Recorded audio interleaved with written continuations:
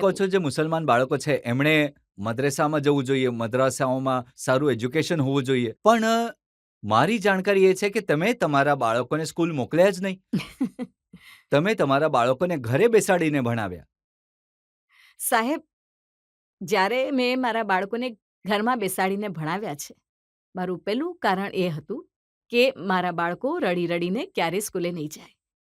જ્યારે બાળકો હસી રમી શકે છે, હસી હસીને કેડબરી ખાઈ શકે છે, હસી હસીને સિનેમા જોઈ શકે છે, કાર્ટૂન જોઈ શકે છે, તો હસતા હસતા બોલો ભણી કેમ નહીં શકે? હું 25-30 વર્ષ સુધી ટીચર રહી ચૂકી છું. મને દરેક વખતે એ સવાલ થતો હતો, બાળકો હસીને કેમ નથી ભણી શકતા? અને હું જે ક્લાસમાં પણ જઈને ભણાવતી બાળકોને, એક પણ બાળક આજ સુધી રડ્યું નથી. અને બીજી વાત મદ્રેસાની આવે છે તો એમના મા-બાપ ક્યાં એટલા ભણેલા ગણેલા છે સાહેબ? અગર હોત તો શું આજે આ હાલત હોત એમની?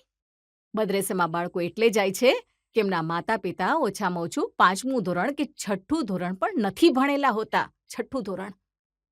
તો મારું જે એક્ઝામ્પલ છે સાહેબ, કદાચ એ મદ્રેસાના બાળકોની જિંદગીમાં હોત તો સૌથી પહેલા હું જ ખુશ થઈ જાત.